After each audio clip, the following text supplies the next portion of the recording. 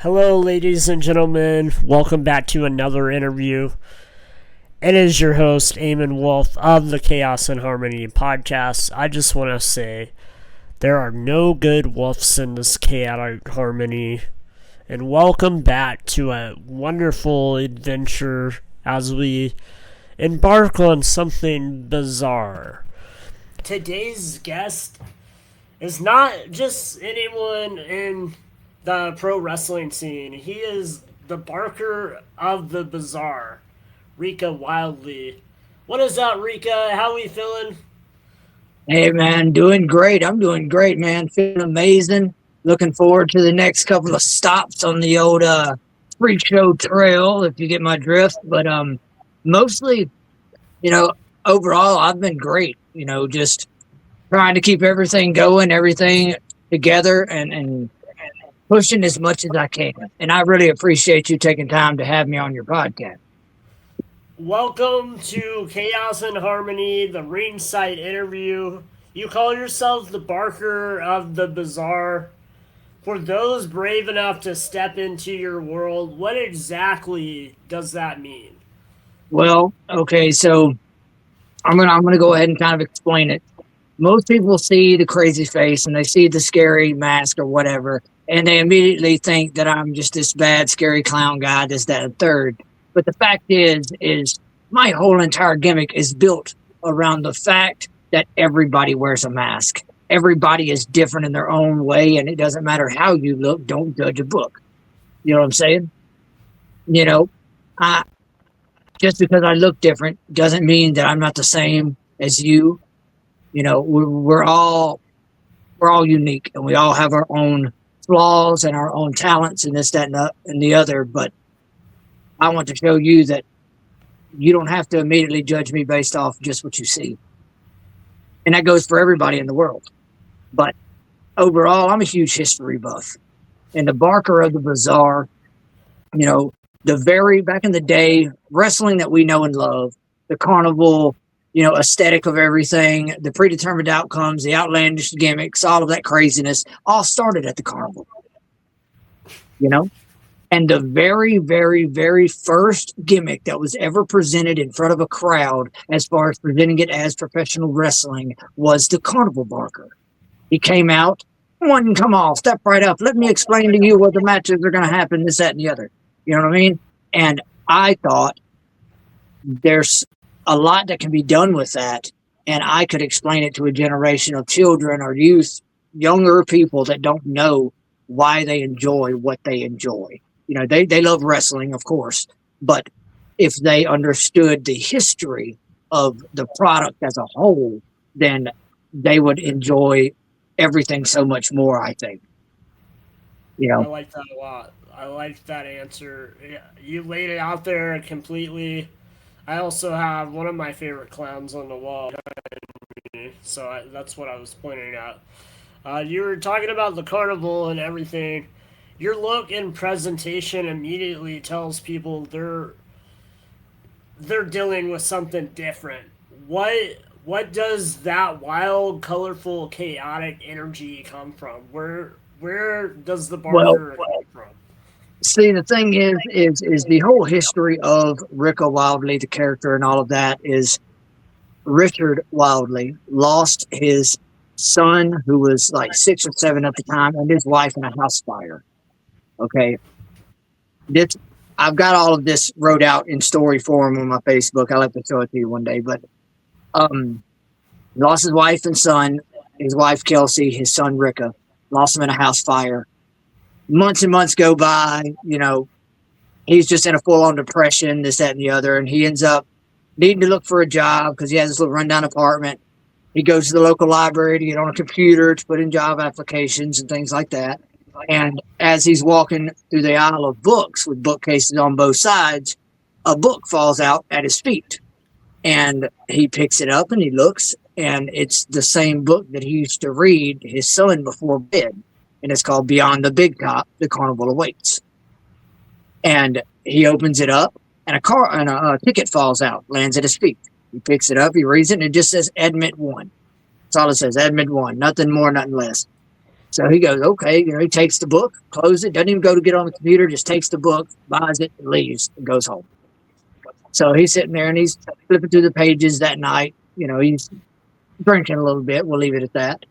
And he passes out while he's reading this book.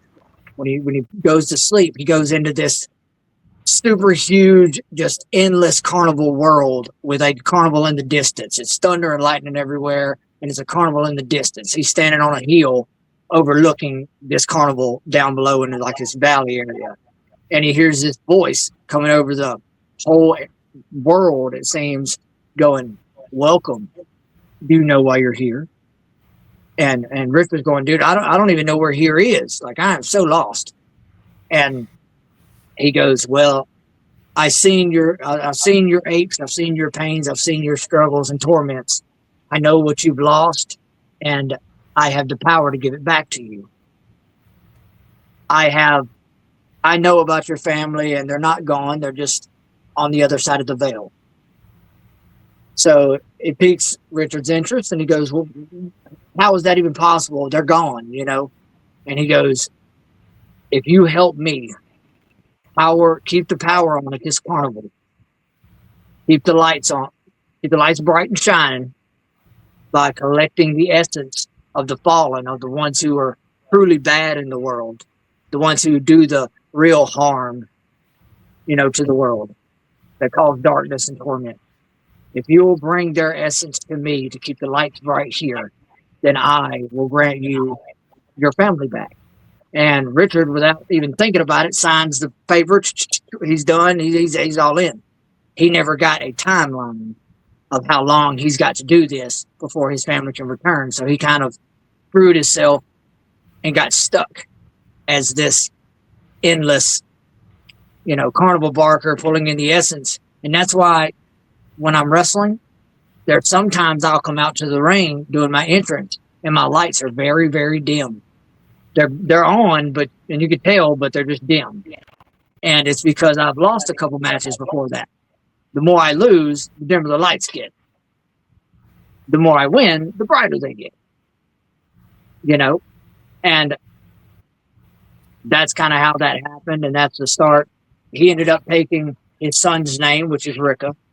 He took his son's name, and he became Rika Wildlee, the Barker of the Bazaar, and more or less, yeah.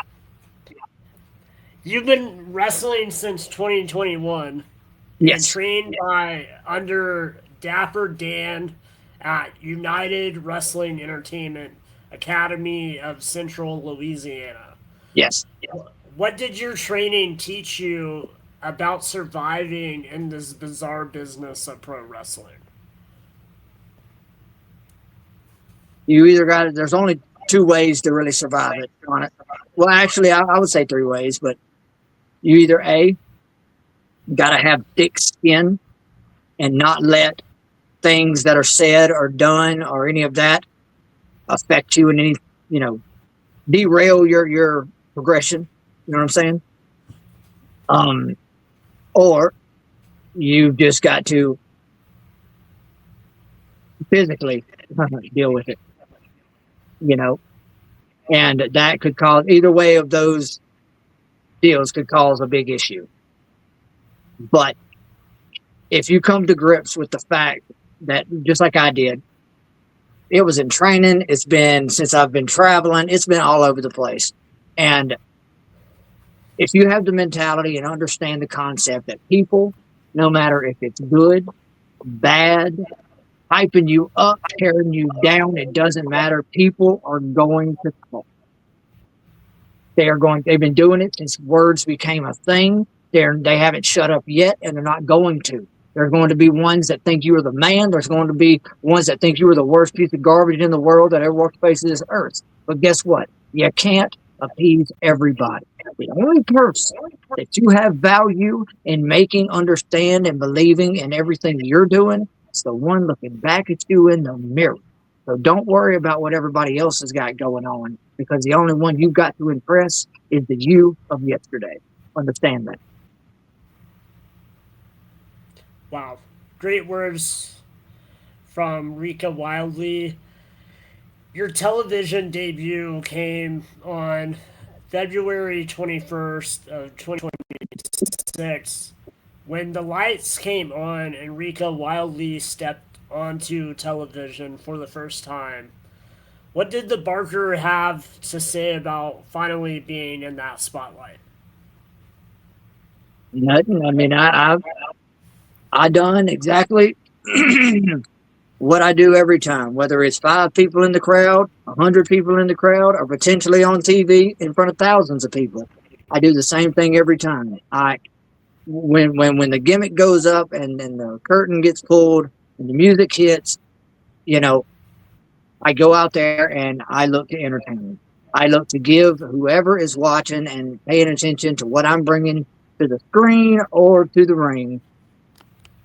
If I can give them that escape, that is my duty. That is my honor. That is my job.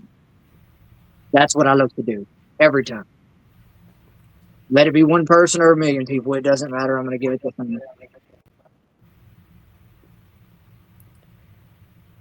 How far are you willing to take the bizarre Rika Wildlee? What do you mean by that? You don't just bring Rika to the ring. You travel with the entire persona, Yes. entire thing. So how far are you willing to go to take it to the top of the Well, see, that's the bizarre? thing, man. Is honestly, since I got into wrestling when I was young, I never even. I mean, maybe for a short period, but it was one of those. Did I strive to go to WWE? Did I strive to go to AEW or anything of that sort? No, I never even thought about making it to that point. My only goal since doing all of this has been to work enough and put myself out there enough and gain enough credibility so that one day I may open my own company, my own school, and have others come in and train under me like I did to my coach and him to his coach and so on and so forth, so that one day there'll be somebody else go out and continue my work through themselves. You know what I'm saying? Yeah. I mean, if you forget as a wrestler, as a talent, whatever, if you forget the fact that this business is one thing and one thing only, and that is paying it forward, the only reason you have a career and build yourself up to be as awesome and as illustrious and all of that stuff that you are is so that by the time the next guy gets put in the position that you're in and beats you, that it means something. Nobody's meant to do this forever. Nobody's meant to carry the torch forever, and there's always going to be that next guy. It's a business that's never going to stop being that next guy. And if you focus on only you and building you, and you lose sight of what this brotherhood, what this business was built on, and that is putting the next man over, building the next star. Everybody that has been champion before us, everybody that has came through the business, that has passed that torch and done all of that, they're a stepping stone to something that to a mountaintop nobody will ever truly reach. You know what I mean? I like that. Yeah. I feel that there is a height in passing the torch and the next guy coming up. We just saw it recently on WWE with Brock Lesnar to Obafemi. Right. So yeah, I mean, I visually have seen that throughout my life and just watching wrestling, and it's a beautiful moment to see legend pass down the torch to the younger guy that's Oh, coming in, but kind of brings in that same kind of it's a personality, that mentality to come in and step into their shoes, really. well. I mean, we all grew up. We've all got our heroes. We've all got our favorites. Wrestlers that we aspired to be like growing up and all of that. And Lord knows, by the time most of the kids that grew up watching these guys get into it, your favorite wrestlers are on their way out the door, if not already retired. And you've got to understand that no matter how invisible and, indestructible you thought these superheroes were. They were all just men doing the same thing that you have now got the honor to do, and that is build a legacy. So by the time the next guy step in to take your spot, the weight is there and it holds value, and the business continues. You've traveled through 9 states, bringing your particular brand of madness to wrestling fans. Which crowd embraced you the most and the hardest? Which crowd? What now? Embraced you the most? Where'd you have the biggest pop in these states that you've traveled to? My bad. That that's a good question. That's a good question because I mean, I've had good pops pretty much everywhere I've went, and it's all because of the build and the aesthetic. See, even when I go to a new spot, even though when I go work for a new company or anything, the way I've created this character, this gimmick, this persona, and describing it to the crowd, giving it to the crowd, the way I've done that, I get them in the palm of my hand before the time I even go through the curtain. So when I go through the curtain, most people, they'll be from their normal hometown or whatever hometown they want to be from. Yeah. So, but Rika is from your town. Everywhere I go, I'm from your town. Why? Is because that's what a freak show does. That's what a carnival does. It goes from town to town to town to town. So by the time they say Rika Wildlee from your town and they see the mask, even if they've never seen me before, now they're trying to place me in their lives. They're going, okay, who do I know with long hair, pierced ears? Who is that tall? Who's that guy walking like? Is that a guy that I know from McDonald's? They're trying to place me in their life. So I've already got them on the hook. You know what I'm saying? And then they see the lights and all of that. So they're intrigued. They're on the hook. And I ain't even gotten the ring yet. But if you can do that, if you can control the crowd from the jump, the match is great, but it's almost irrelevant. Because, I mean, you go out there, and no matter what you do beyond that point, they're going to eat it up. But they're just enjoying the character at that point. You performed in JCW and at the Gathering of the Juggalos. What happened when the Barker steps in to an environment that's already unpredictable, like how it's been throughout that? Well, first off, I never thought I would get to go to the Gathering at all, let alone wrestle at Bloody Mania. I mean, the fact that I got an opportunity to wrestle at Bloody Mania beyond anything I could have ever dreamed of. I've been into that lifestyle and that music and all that kind of stuff for a long, long time. And once I realized JCW was kind of making their little comeback and all that and building back up, and I got to go up there. What was cool about it is we wrestled at 2:00 in the morning, but they had Sir Mix-a-Lot on the stage. He got done with Baby Got Back. And as soon as he got done, they pulled his speakers off the stage and they pulled the ring onto the stage. And it was I was like, wow, 2 birds, 1 stone. I got to see Sir Mix-a-Lot and I got to wrestle for JCW. You've stepped into the ring with all kinds of wrestlers. Who has been one of your opponents that you faced that like made you kind of question your place in the ring at that moment?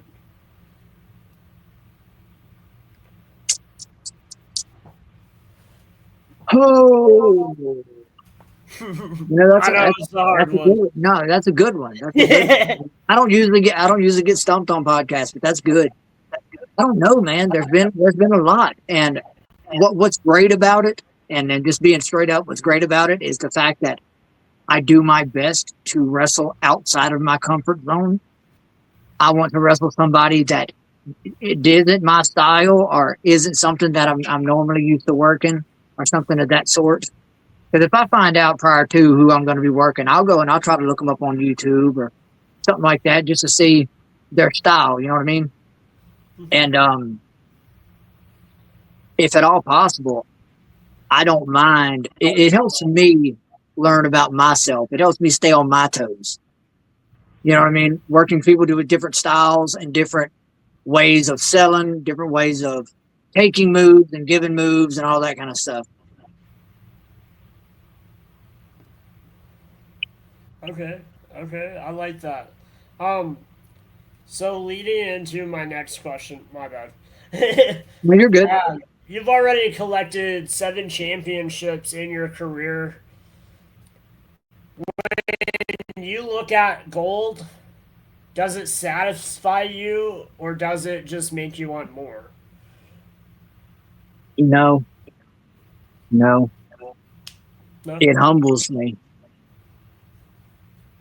because, like I said just a little bit ago, every single person who has ever had the honor and privilege of being a champion at any company, whether it's a big WWE type company or a little indie promotion. The fact is you are forever in your stepping stone. You have immortalized yourself as part of that title's legacy. And I've done that with a lot of them. And it is a beautiful thing because I've had the honor to do that.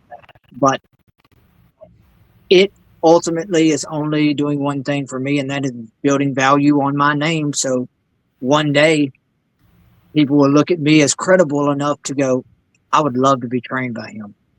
I would love to have to pick his brain and see what knowledge he has in the ring. Because when I say a lot of people are passionate about pro wrestling, I'm obsessed with pro wrestling. There is not a aspect of my life that does not in some way, shape, or form involve wrestling. And my wife was crazy as she didn't know nothing about wrestling, period. She knew Stone Cold and The Rock. We got together. That's it. Okay. Yes. Yeah. And it's just been a wild ride, man. And I'm just glad to be able to do what I'm doing. You've been featured in wrestling publications and media across the states and internationally. Do you enjoy that attention, or does it make you feel a little uncomfortable knowing that a lot of people have discovered you already? Well, thing about it is, man, is if I was to ever tell anyone that I feel uncomfortable in any situation, I probably shouldn't be doing an outlandish, wild clown gimmick. If attention is what you're worried about, you know what I'm saying? Like, you probably shouldn't be doing all this nonsense. But no, man, I'm very proud of the reach that I've gathered being from this little small town in Louisiana. You know, I got told growing up that being wanting to be a wrestler was stupid. Wanting to be a pro wrestler and trying to make a job or career out of it, or even leaving any kind of legacy in pro wrestling, because there was none here. There was no wrestling here. So people looked at it like, get a real job. You know, one of my friends are out and they're chasing girls and all this kind of stuff. I'm still wanting to put on little backyard wrestling matches and things, you know what I'm saying? And now these same people that doubted me and hated on me and all of that are the ones bringing their kids and their grandkids up to the shows to get my autograph and all of that kind of stuff. So it makes me extremely proud knowing that I've done something in my lifetime that has changed the outlook of this small town and potentially the world for the better. I love that small town person becomes known worldwide. That's an incredible story to tell, and I love that. That's a beautiful painting of who you are as a pro wrestler. I applaud you for that. Well, thank you. Um, you've already conquered multiple championships, promotions, states, and major opportunities. What is left for you to conquer as the Barker of the Bazaar? Honestly, man, I'll be straight up with you, and this is in and out of character, but growing up, I wanted to do three things. Since falling in love with wrestling, when I first seen the double intercontinental Razor Ramon Shawn Michaels match, that was the first match I remember vividly watching and falling in love with wrestling. From that point forward, there was three things I wanted to do. I didn't know this at the time, but I wanted to wrestle. I wanted to get in the ring and have people chant my name and have my own entrance and all that kind of stuff. I wanted to do that. I wanted to train people to wrestle that loved it as much as I do, that had the same passion and drive and love for this business like I do. Pass that knowledge on. And I wanted to run my own promotion to give people the opportunity that other people look down on them for. I'm a small guy. I'm not a big guy. And I've had a lot of people pass me up just based on my size alone. But I believe there's 100 different types of strengths because no matter how big you are, that little guy over there that may not be able to bench press you, but he could out promo you, and his charisma is on a level that yours will never touch. That's his strength versus your brute strength. So just because they're smaller or bigger or whatever the case may be, their difference is what makes them unique. It's what makes them work. It's what makes their everything, perfect. So honestly, I've done all three of those things at this point. As soon as I've trained people before, but as soon as my school opens up and it's going full time, which hopefully by October that may be a thing. But from that point forward, everything else is icing on the cake. I've trained people. I've wrestled. I run my own promotion. For the people out there watching, what is that promotion? Exist to inspire wrestling. The number 2. Yeah. Get down, cat. But yes, the number 2. Exist to inspire wrestling. Y'all heard it right here from Rika Wildlee. Is there a wrestler that you would like to stand face to face in the ring? And if so, who is that person? Just on sheer fact that I know they're on their, way out of the door, I would love to go against the Hardys. Just because those growing up tag team wise, those were my guys. Like, looking up to them as far as seeing what Lucha was in WCW and then seeing what Jeff and Matt were doing on WWF and all of that. I would love to share the ring with them in any way, shape, or form, honestly. I love that. I love the Hardy Boys. Shout out Jeff and Matt. Killing it wherever y'all go. Amazing people. You have the Sideshow Freaks versus the Hardys, the Broken Hardys. What? Money. You've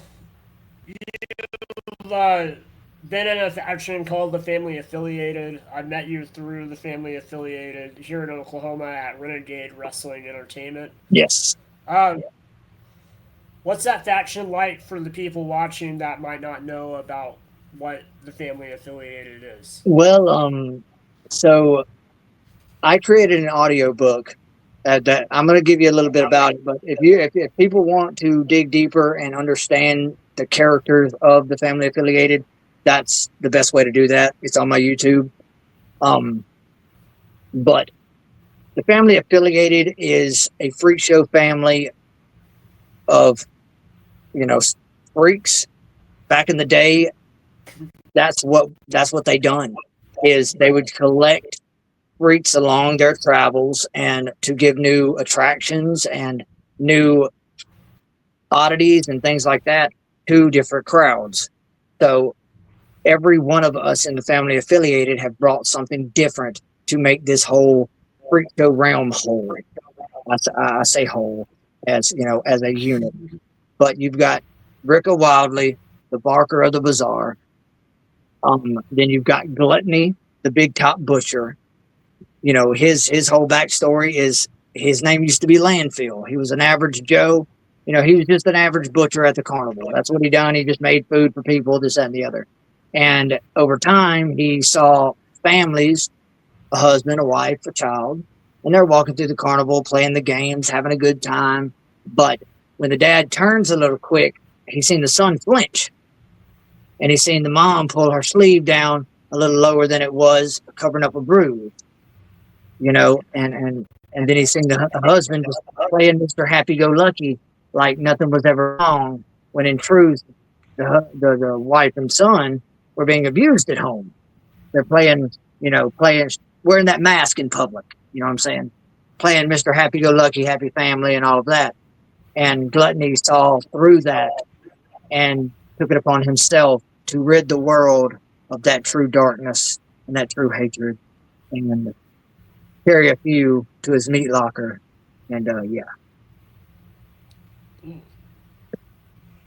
That's terrifying. Yeah, I mean, and then you've got Ethan Sorrow. Ethan is he was an abused child. Him and his dad fought like cats and dogs growing up. He was an abused child, and he one day took it upon himself to really do some damage, in which got him through into a asylum, in which he lived from probably 14 on up until to his 20s. And he kept trying to hurt people in there because he has voices that talk to him. He's kind of schizo. He has three voices that talk to him. One is more of, a sensible mind. The other is more of a go ahead and end it all. It's not worth you sitting here. Go ahead and finish it. He's kind of that guy, constantly egging it on. Then he's got one voice that is of childlike wonder, and it's like a small child talking to you, like just a very open, sensible voice that doesn't understand the true darkness in the world yet. He's just talking as a child, and he was tortured by them voices for years and years and years. And Rika showed up one day, went in and told him that it's okay that he hurts. It's okay that he is in pain. It's okay that he tries to hurt everyone, but there are people in this world, true dark ones in this world, that deserve the wrath in which you're trying to give everyone. Give it to the ones who deserve it. So Rika got Ethan and brought him home to the carnival, and that's how that happened. When Ethan and Rika resurrected Gluttony, we went and found Smoke, the Reaper, which who better to help resurrect somebody than the Grim Reaper, and helped us resurrect Gluttony, which that's how Smoke got involved. And then the last one was the Forgotten Flower, Raina Rose. And she's a normal housewife who was treated horribly, abused, talked down to, told love wasn't real, just completely degraded and made to feel completely worthless. And she was sitting on the edge of a bridge and was contemplating finishing it all at an hourglass, and they're watching the sand fall. And Rika showed up on the bridge right before she jumped and was like, let me show you how a true family's love can be. We'll give you real family, actual family. Blood doesn't make family, And we brought her home. She now wears a mask and it's a scary kind of mask, or it's a geisha mask that turns scary, but it's to hide her beauty from the world kind of deal. Okay. But it's a lot more in depth than that on that audiobook, because it's like a 35-minute audiobook. But as far as the gimmicks go, I am a huge fan of depth.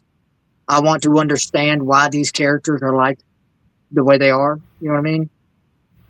So, yeah, giving a history and a understanding to the gimmick makes you get involved in the world, immersed in the world of that character. more. Yeah. Very much in depth. I do have someone that might want to say hi, but I'm not going to bring him out today. But he is the wolf, and he's the dark passenger of my life. So I relate to the in depth. Um, when the music hits and the curtain, you go through this curtain. What's the crowd reaction? Are they terrified, confused, excited? What's that crowd reaction when y'all come out of the curtain? Most of the time they're excited, and you would think that kids would be scared, but it's opposite most of the time. Like they're more intrigued than scared. It's more adults that get creeped out by the clown thing more than kids. But yeah, they're into it for the most part, most of the time. Okay. So, finally, we are here. I'm going to give you the camera, and you can say whatever. I'm going to remove myself. What do you have to say to the wrestling world and the fans who embrace your madness and everyone who thinks they're brave enough to enter this bazaar in the Barker? So I'm going to remove myself from the camera, give you the spotlight. Tell the fans, the viewers, whatever you feel like you need to tell them. Well, for the ones who have supported me along the way, the ones who have told me, they've appreciated my work, that they've come to every show to check me out and watch my matches and things. I truly appreciate each and every one of you out there. You don't understand what it means to me as a person, what it means to me as a character, what it means to me as a pro wrestler to be able to perform for you guys, and it truly matter to y'all and make y'all happy. So thank you for everything you've done for me. And to wrestlers coming into the business that, think that they want to get involved, understand that what they show on TV, what you've got in your mind as far as a career in wrestling, is not what's going to happen for the most part. Not that you can't achieve that dream, but it's not going to go in the steps that you're thinking. So just have a understanding heart and a logical sense to know everything is going to happen. It just can't happen all at once. And I'm going to end this here by saying, follow me on all my social medias. Check me out on YouTube, Facebook, Instagram, TikTok, Twitter, or X, all of that stuff. And always remember to push for positivity. Always make the most of each and every day. If you get a chance to make change, make that change, because there's so many people out there that will never get the chance to make the changes you get to make today. If you see somebody going through some troubling times, be that shoulder to lean on, be that ear to listen. You do not have to fix their problems. Just let them know that you're there for them if they need you. And one day, when you're going through your own troubling times, as we all do, we're human, somebody will be there to pay that good common courtesy forward and be that shoulder and be that ear to help you through whatever you got going on. You never know how much it may mean to somebody just to know they've got somebody in their corner, a non-biased ear or a comfortable shoulder to, talk to. So be there for somebody today so everybody in the world can know that they're not alone. That's all I'm saying. Thank you all. And you guys have a blessed night. Hey, Rika Wildlee, thank you for your time, my friend. I hope to see you at somewhere bizarre very soon. Most definitely. Thank you for what you do in and outside of the ring. Thank you for your talent. Thank you for your time. I appreciate you.